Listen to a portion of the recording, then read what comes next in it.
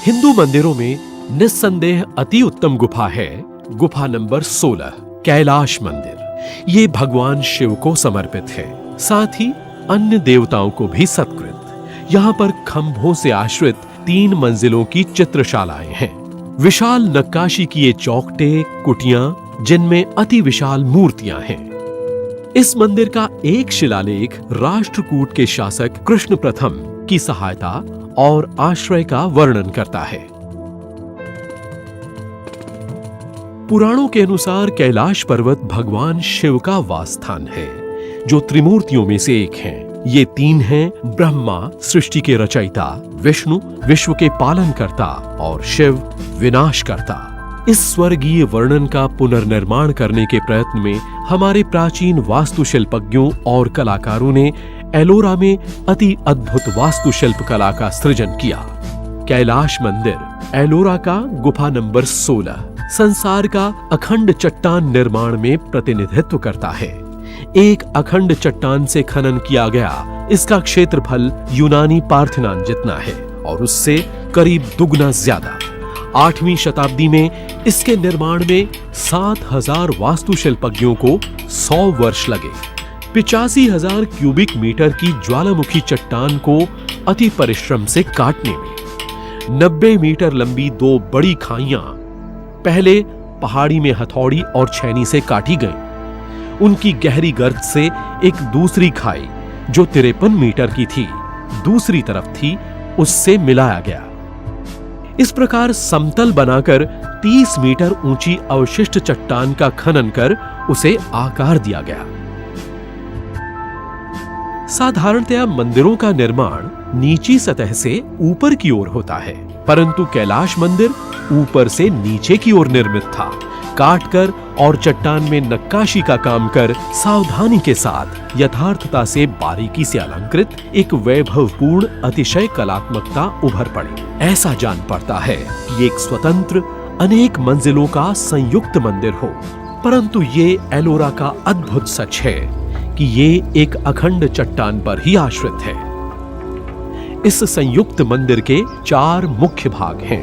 प्रथम मंदिर का प्रवेश द्वार जो 2 मंजिला है और अंग्रेजी के यू आकार में बने विशाल सहन में खुलता है, जिसके दोनों तरफ अति विशाल बड़े बड़े अलंकृत खंभे हैं।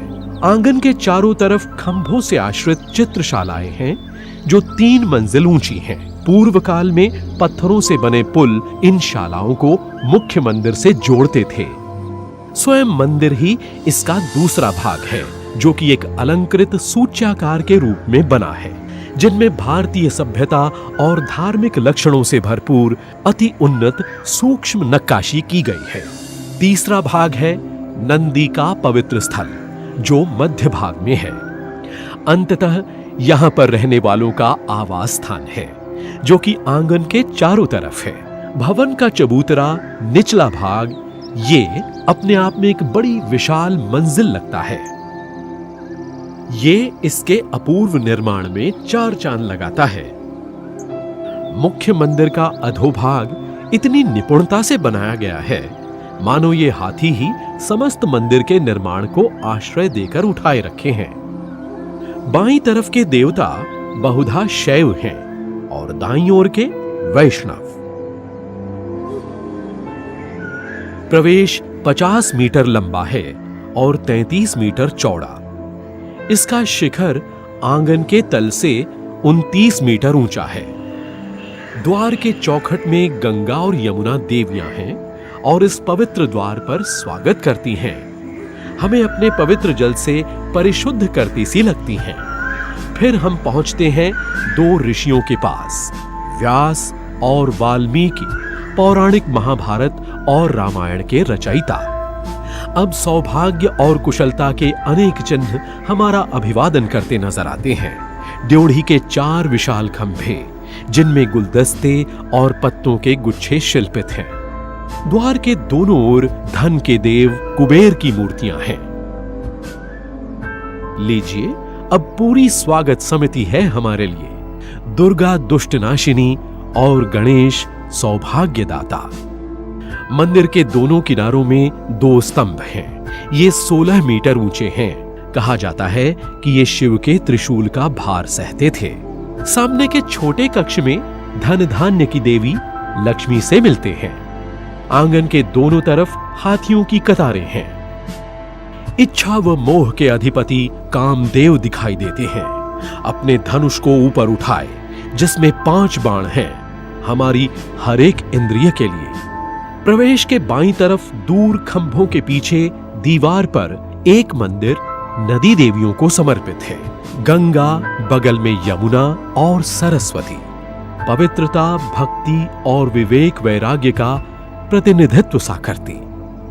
यहां पर अनेक चौखटों में शिव और विष्णु की पुराण कथाएं हैं, जो उपासकों के लिए एक सुचित्रित चित्रशाला सी थी। दक्षिणी दीवार में रामायण की कथाएं हैं और श्रेणीबद्ध मूर्तियां।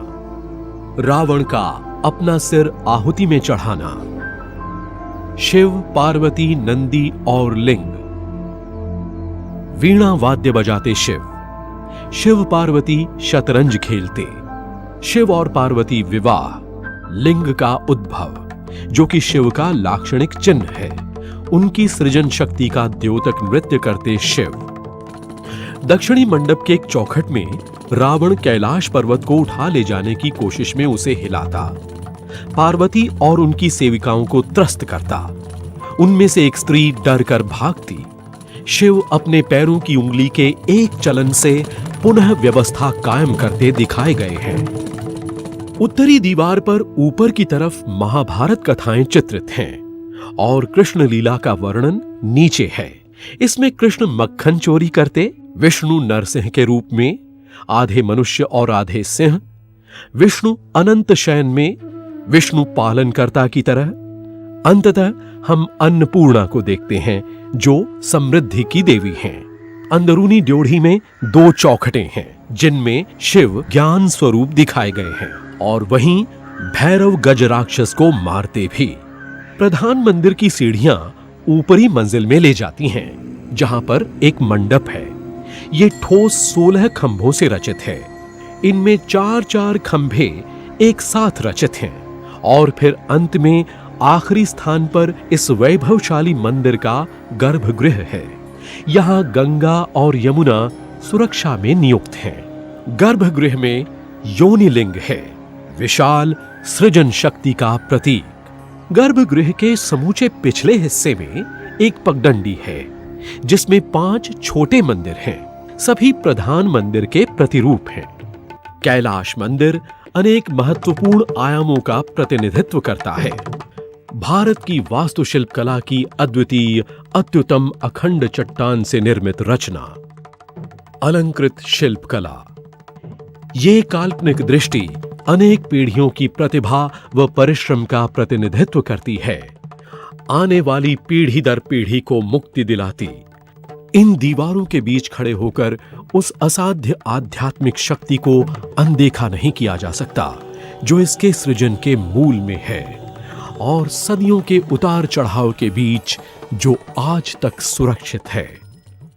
यही कारण है कि आज आधुनिक विश्व के आश्चर्यों में ये सर्वोत्तम है और इसका प्रत्याख्यान नहीं किया जा सकता।